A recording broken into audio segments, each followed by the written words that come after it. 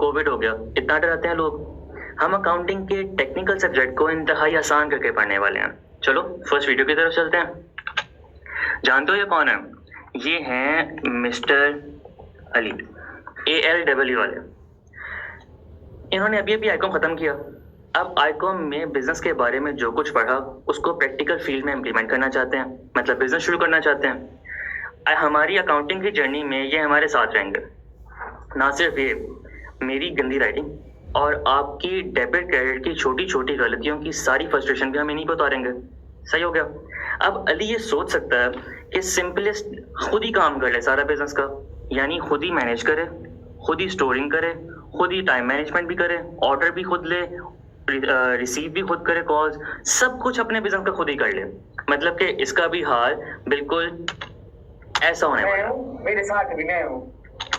अच्छा, इस तरह के बिजनेस टाइप को अगर वो सोच रहा है तो उसको हम लोग अकाउंटिंग की टर्म में बोलते हैं सोल प्रोप्राइटरशिप।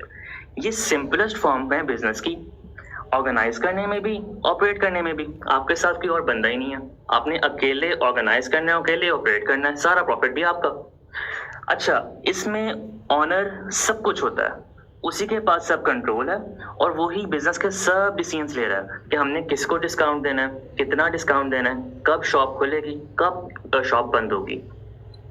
आपने ये रिटेल शॉप अपने एरिया में जरूर देखी होगी। इसमें एक अंकल होते हैं, वो सब कुछ ऑर्गेनाइज करते हैं। जो चीज़ आनी है, जो हमने टॉफीज वगैरह रखनी है, इसमें जो सामान रखना है, वो सब कुछ ब्रांड वगैरह सब कुछ वही डिजाइन कर रहे हैं। अच्छा, सारा प्रॉफिट एंड पे कौन लेके जाता है? अंकल खुद। कोई उनके प्रॉफिट का हिस्सेदार नहीं होता। अब अली सोच सकता है कि मैं अपने फ्रेंड मिस्टर अहमद को भी अपने बिजनेस में साथ रख लूं। उनको कहूं कि यार कुछ पैसे मैं डाल रहा हूं, कुछ तुम डालो, दोनों मिलके काम करते हैं, हमारा हाल भी बिल्कुल गोप्रो वाला हो जाएगा।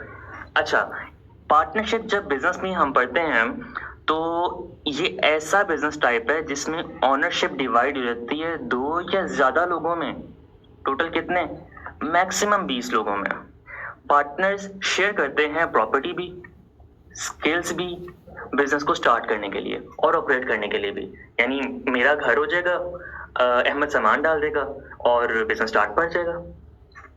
पार्टनरशिप भी इजी होती है ऑर्गेनाइज करने के लिए भी, ऑपरेट करने के लिए भी। यानी हम लोग जो लोगों को जानते होते हैं, गवर्नमेंट का इतना ताल्लुक नहीं होता सवाए टैक्सेस वगैरह के, और एक्सटर्नल लोग होते बहुत कम है और हमारे लिए बिजनेस बड़ा आसान होता है। ठीक, इनका हाल भी बिल्कुल गोप्रो और रेड बुल वाला होगा। ये भी गोप्रो और रेड बुल, गोप्रो होती है कंपनी, एक स्पोर्ट्स कैमरा बनाते हैं, और रेड बुल को आप अच्छी तरह जानते हैं, ये भी पार्टनरशिप पे काम करते हैं।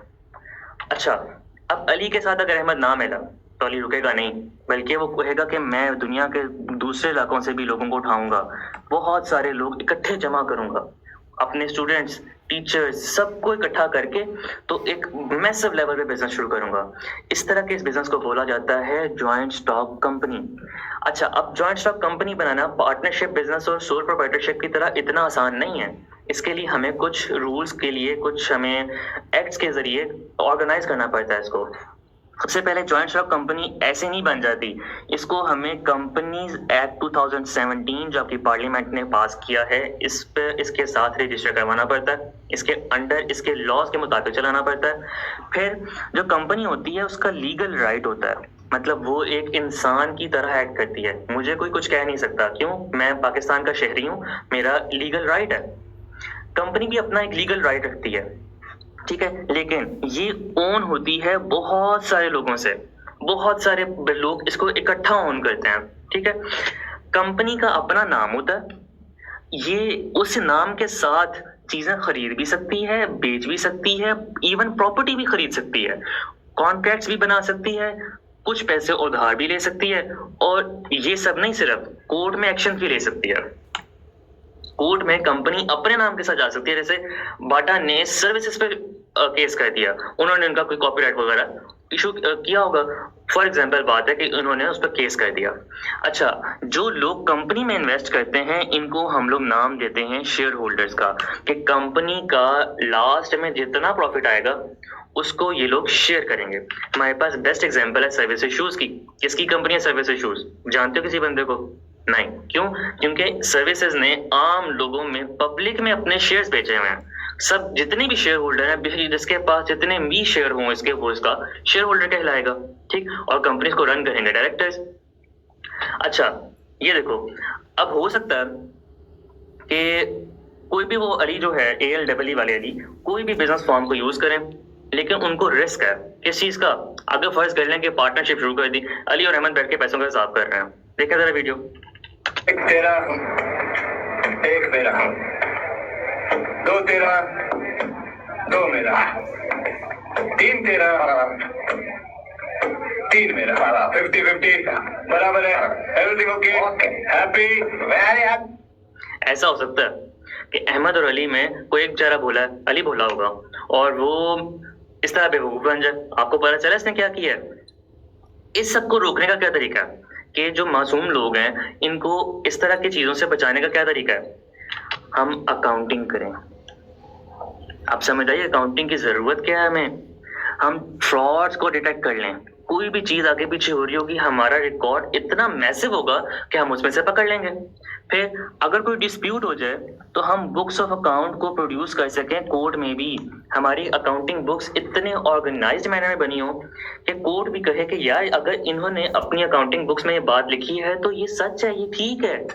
क्यों डिस्प्यूट में हम लोग उसको एज अ प्रूफ यूज कर सकें। फिर गवर्नमेंट जो है वो अपने टैक्सेस लगा सके, इकोनॉमिक प्लान बना सके, और जितने भी इसके प्लान्स वगैरह उनको इम्प्लीमेंट करवा सके। ये कंपनीज के अकाउंटिंग रिकॉर्ड से इम्प्लीमेंट करवाती है अपने प्लान को, आज तक नहीं पता था हमें। फिर कुछ नीड ऐसी अकाउंटिंग है जो इंटरनल है, जैसे हमारा जो बिजनेस होगा वो एफिशिएंट मैनर में सही तरीके से रन किया जा सकेगा। मतलब कि अगर हमारी प्रॉपर बुक कीपिंग होगी तो हमें पता चलेगा कि पैसे कहाँ से आ रहे हैं, कहाँ जा रहे हैं।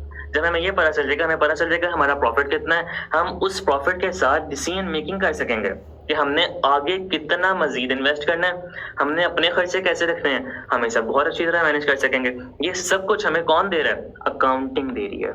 हमारे सारे पैसे कमाए हुए को ऑर्गेनाइज कर रही है, इसको एक अच्छे मैनर में अरेंज कर रही है। फिर एक बात इसने लिखी है कि सेटिस्फाइंग सोल्वेंसी टू द लेंडर।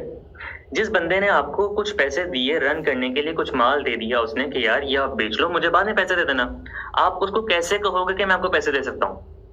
आप उसको कहोगे कि ये देखो मेरी अकाउंटिंग रिकॉर्ड्स, इसमें ये चीजें बताई गई हैं, शॉप मेरे नाम है, इसके अंदर जितना माल भरा है वो सारा मेरा है। आपका अगर माल आया और कुछ हो भी गया, खुदा ना खास्ता कोई नुकसान हो गया इसका, तो मेरे पास इतने रिसोर्सेज हैं कि मैं इस माल को पूरा कर सकता हूँ।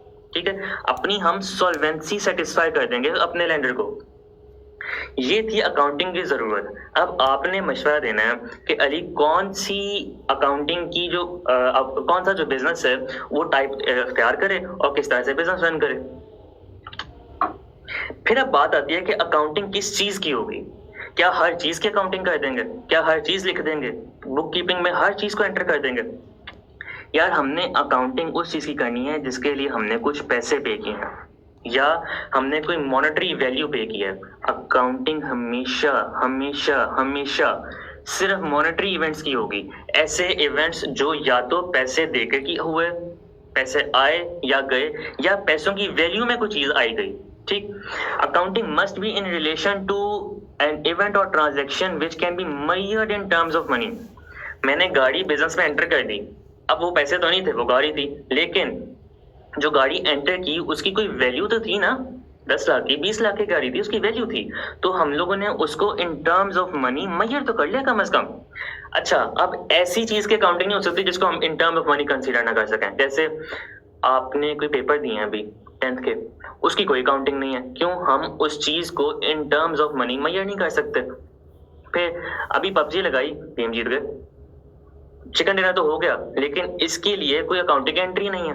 इवन पूरी कंपनी इकट्ठी बैठ के पबजी खेल ले, सारी जीत जाए, तब भी नहीं हो सकती। ठीक है, तो अकाउंटिंग सिर्फ उस चीज की होगी, उस इवेंट की होगी, उस ट्रांजैक्शन की होगी जिसको हम लोग in terms of money measure कर सकें।